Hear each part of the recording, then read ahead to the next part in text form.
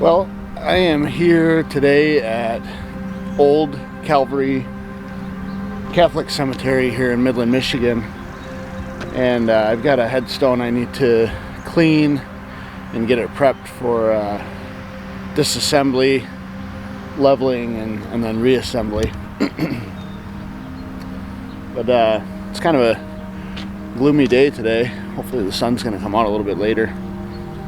This cemetery, if you see back there, it overlooks the local country club. That's where all the big wigs and the high rollers, I should say, go to golf. It's actually a pretty nice golf course, but I've heard some people say that it should be a lot nicer for how much it costs to be a member there. But anyways, it's a small little cemetery. It's not very big. It's probably, I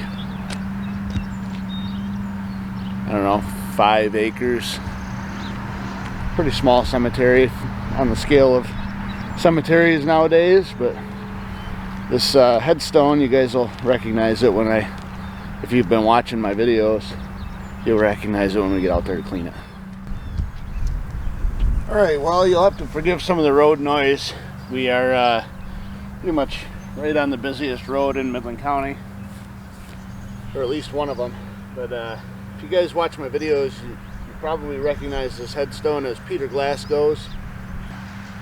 He was run over in a train accident back in the late 1800s, and this is actually the great-great-grandfather to one of my old neighbors at the house I used to live in. He messaged me over the winter time and asked me if we could get this cleaned up and if it needed any other work to get something done. And you can actually see that it's missing the finial on top. It's actually a really nice cross, and I've got it at home, and I'm trying to cast a new piece for the bottom so that I can bring it out here and put it back on next week sometime. So today we're just going to get this thing clean. We're going to get it ready.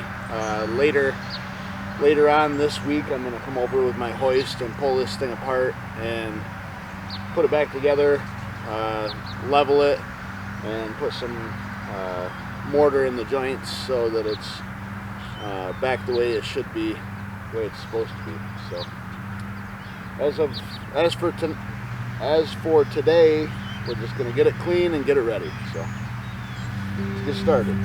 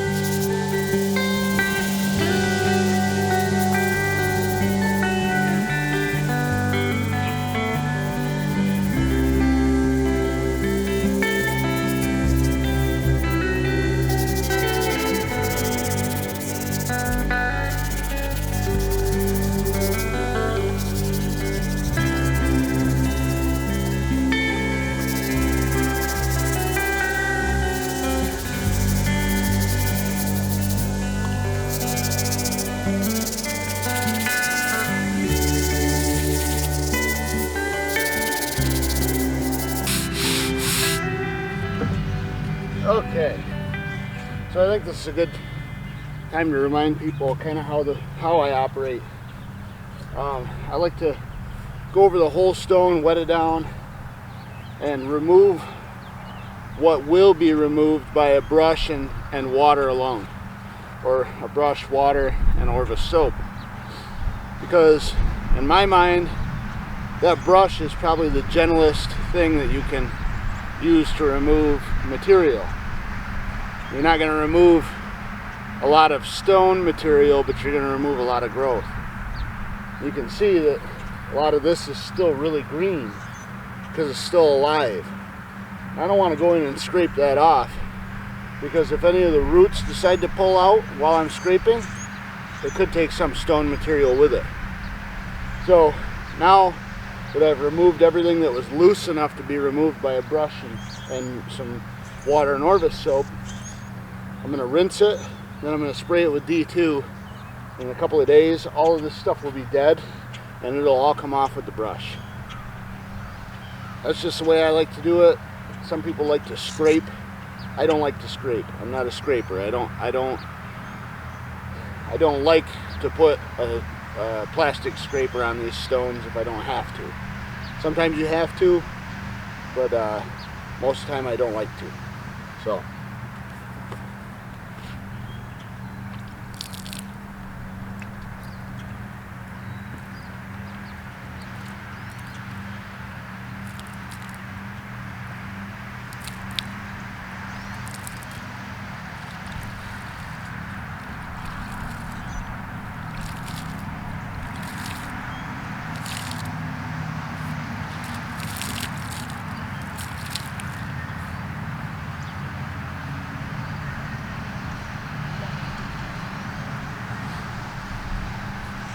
Okay, so now we'll spray it with some D2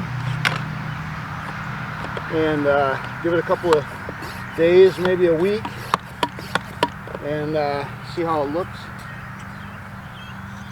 And after that, it'll be ready to pull it apart, straighten it up, and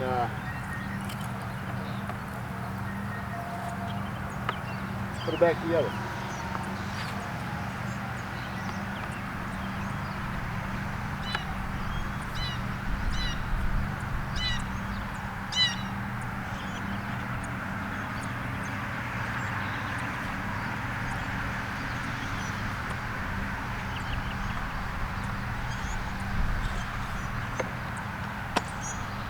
There. That's that for today. It'll probably take a week, at least, maybe 4 or 5 days for that growth to dry out and die, and you can already see the base starting to change color a little bit from the D2 treatment. So we'll see what happens.